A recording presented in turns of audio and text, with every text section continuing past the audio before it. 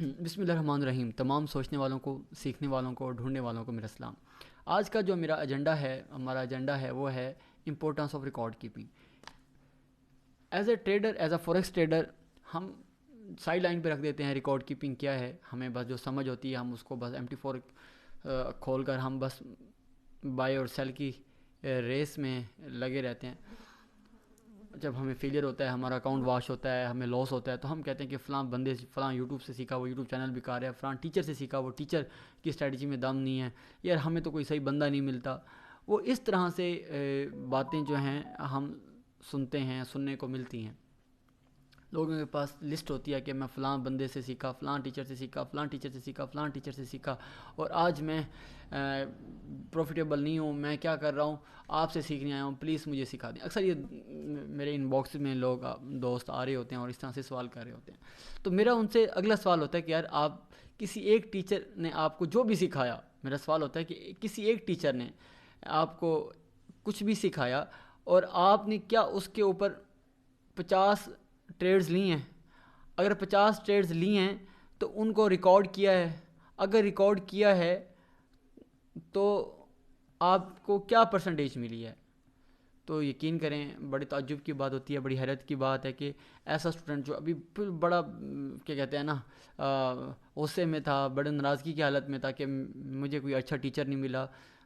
तो जब मैं असल में जो काम का सवाल पूछता हूँ, लोग बहुत सारी बातें करते हैं, लेकिन जो मेन बात होती है कि लोग क्या करते हैं, किसी एक मेथड के ऊपर ना उनकी एक मुकम्मल एक रिसर्च होती है, ना उस मुकम्मल मेथड के ऊपर, ना उस मुकम्मल सिस्टम के ऊपर, ना उसने बैक एंड टेस्ट किया हुआ था उसके मुताबिक।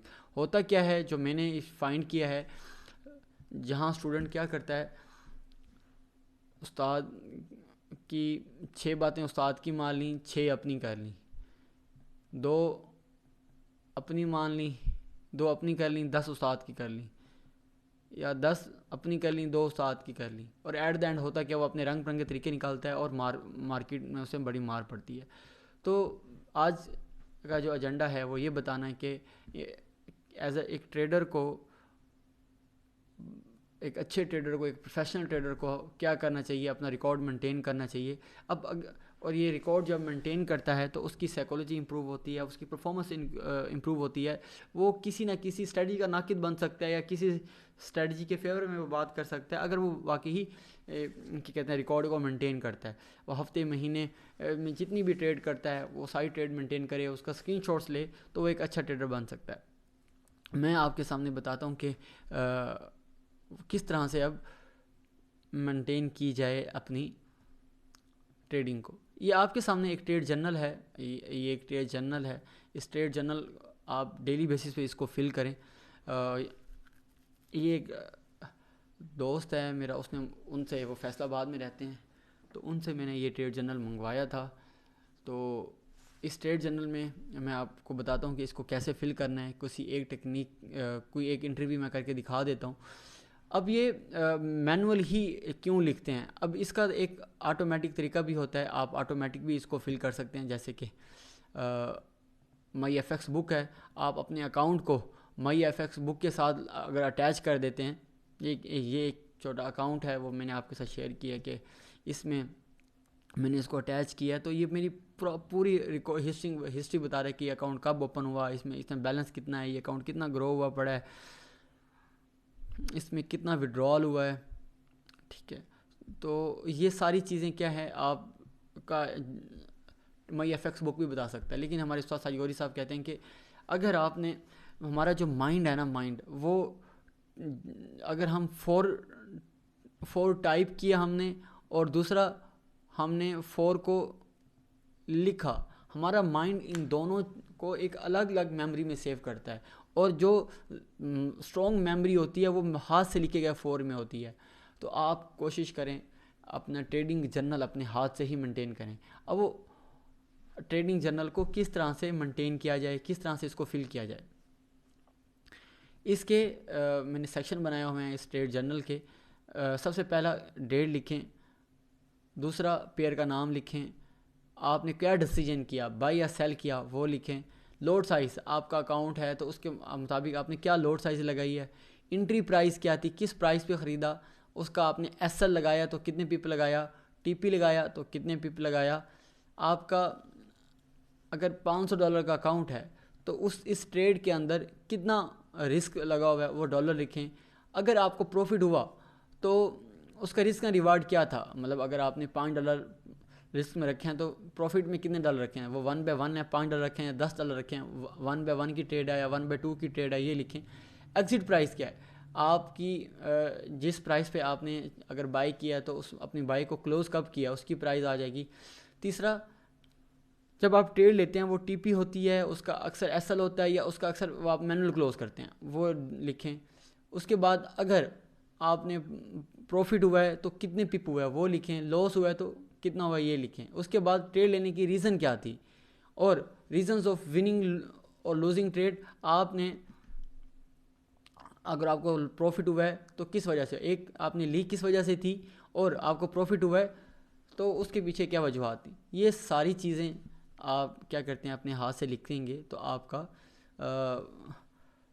जो ट्रेडिंग में जो परफॉर्मेंस है और बेहतर हो जाएगी। जब आप किसी एक स्ट्रेटजी को इस तरह से 1 2 3 4 5 10 यहाँ आप इसको सारा फिल करेंगे तो आपका माइंड जो है आपकी मज़ीद हेल्प करेगा कि इस टाइम आप क्या बिहेवियर है ट्रेड का, उस ट्रेड के अंदर कैप रिस्क कितना इन्वॉल्व होता है, आपकी ट्रेड रेशो क्या बनती है और आपकी रीज़न्स क्या हैं ट्रेड्स के पीछे, क्या स्ट्रॉन्ग रीज़न हैं या नहीं है।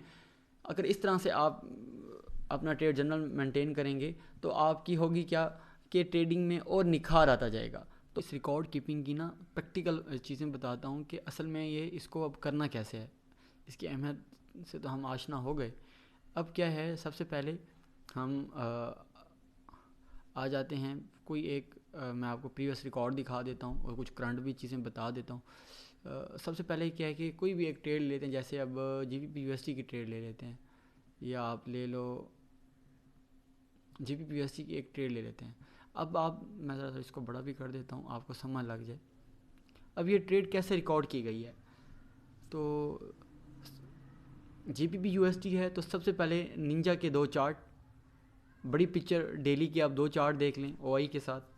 उसके बाद फिर MT4 के डेली का, H4 का, H1 का, M15 का चार्ट, और उसके बाद जिस टाइम फ्रेम में आपने एंट्री ली है तो वो उस चार्ट के अंदर मेंशन करें। जैसे मैंने M30 के अंदर एंट्री ली है तो वो चार्ट, उसके बाद जब मैंने कोई अगर उस दरमियान में ब्रेक इवन किया उसका रिकॉर्ड, उसके बाद मैंने हाफ क्लोज किया तो उसका रिकॉर्ड, और फाइनल रिजल्ट क्या बना उसका वो। तो ये इस तरह से हम एक ट्रेड क्या करेंगे हमारी रिकॉर्ड हो जाती है। अब देखें इधर, सबसे पहले मैंने निंजा को ओपन किया तो मुझे निंजा जो है GBP बुलिश लग रहा था। अच्छा जी, मैंने डॉलर इंडेक्स को देखा तो डॉलर इंडेक्स भी मुझे बुलिश लग रहा है। ओके, उसके बाद मुझे मुझे मुझे ये जहन में आ गया कि दोनों बुलिश हैं तो मार्केट के अंदर रेंज प्रोबेबिलिटी ज़्यादा हो जाती है, क्योंकि बकरे बकरे आपस में लड़ें तो रिज़ल्ट नहीं निकलना। शेयर अगर 2 शेयर आपस में लड़ रहे हो तो ज़्यादा रिज़ल्ट जल्दी नहीं निकलेगा। इसी तरह आप देखें, ये मैंने रेंज ट्रेड मार्क कर ली, उसका चार्ट मैंने, उसके बाद मैंने एंट्री ली है तो किस टाइम फ्रेम पे ली है, M30 में, तो किस साइन पर ली है, तो वहाँ पर मैंने इस शेक आउट के ऊपर बाई किया है। तो आप देख रहे हैं मैंने यहाँ बाई किया। अभी इसका फ़ौरन स्क्रीनशॉट बना लो, जो एंट्री का फ़ौरन स्क्रीनशॉट बना लिया। उसके बाद अब मैंने जब मार्केट मेरा हाफ पोटेंशियल डिस्टेंस कर चुकी है, डिस्टेंस कवर कर चुकी है, तो मैंने इसको ब्रेक इवन कर दिया। उसके बाद आप देखें मेरी हर चीज़ रिकॉर्डेड में है। अब देखें अगर मैंने इस ट्रेड को 2 स्टैंडर्ड लॉट से बाई किया था तो जब मेरा 50% डिस्टेंस कवर कर गया तो आप देखें यहाँ आप गौर करें सारे कि ये 2 स्टैंडर्ड लॉट से बाई किया गया है।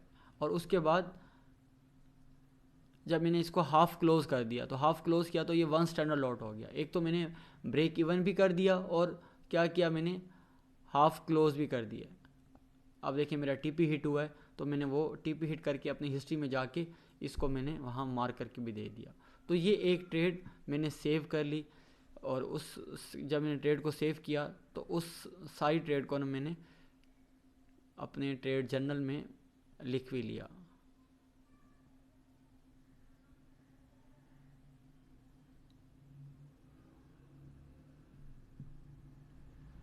यहाँ मैं आपको ये एंट्री भी दिखा देता हूँ।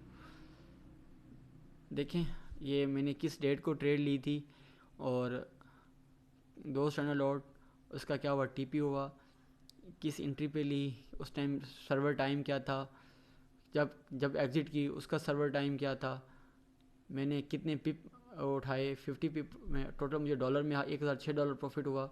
उसके बाद मैंने किस बेस पे ट्रेड ली थी, और रेंज सेटअप था और प्रॉपर एंट्री थी, मुझे फंडामेंटल मेरी अलाइन में था और मैंने सब्र भी किया, तब जाके मैं अपनी टीपी तक पहुंचा।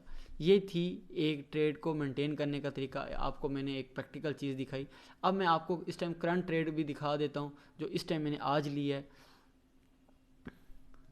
वो मैं अब मैंने ये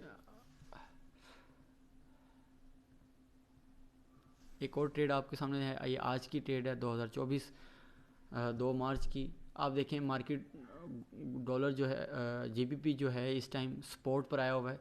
तो सपोर्ट पर मार्केट के अंदर डेली सपोर्ट है तो स्ट्रेंथ जनरेट हो जाती है। उसके बाद ये डॉलर ये डॉलर को मैं देख रहा हूँ,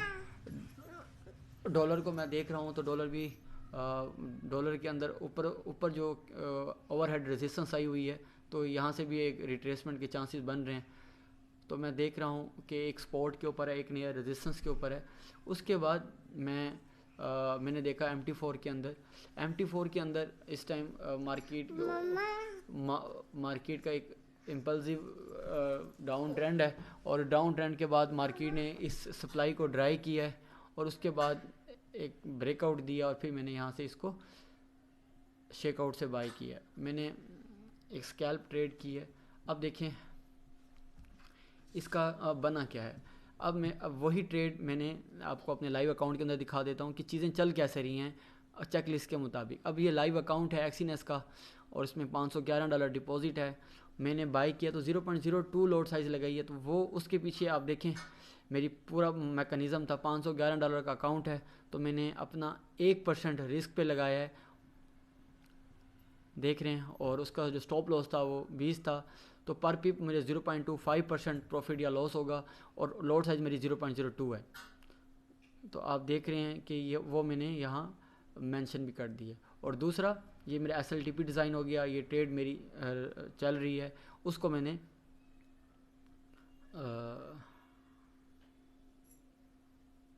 ट्रेड जर्नल का भी हिस्सा बना लिया।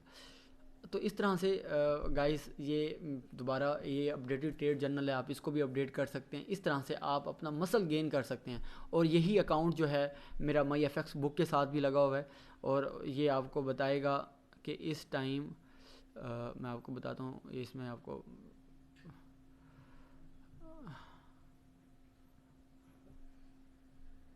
ये देखें वही ट्रेड जो अभी मैंने बताई है।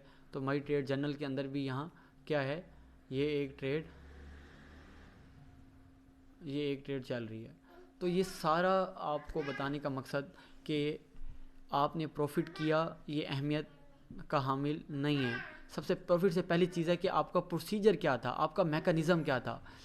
यहाँ लोग प्रॉफिट तो कर लेते हैं लेकिन उनके पीछे बैक एंड प्रोसीजर नहीं होता, प्लानिंग नहीं होती, इसलिए वो कंसिस्टेंट नहीं रहते। बल्कि बर्फ़ के पहाड़ पर जैसे बंदा चढ़ता है, कहीं एक गलती की बेस लाइन से भी नीचे। अगर आपका प्रोसीजर तगड़ा है, प्रॉफिट कम भी कर रहे हैं, हमारे साथ साहयोगी साहब कहते थे अगर आपने डिसिप्लिन के साथ $10 प्रॉफिट किया और एक बंदा जिसने डिसिप्लिन भी नहीं था, तुक्का ट्रेड किया, एग्रेसिव ट्रेड किया और गैम्बलिंग किया और वो $1000 भी प्रॉफिट कर लेता है, तो उससे आपके $10 जो हैं वो ज़्यादा अहम है। तो ये गाइस ये टोटल बात थी मैंने आपके साथ करनी थी कि किस तरह से आप एक अच्छे ट्रेडर बन सकते हैं रिकॉर्ड को कीप करके। रिकॉर्ड कॉपी का मैंने प्रैक्टिकल वर्कशॉप भी दिखाई, अपनी एक 2022 की हिस्ट्री भी दिखा दी और उसके बाद मैंने ये चीज़ें बताई।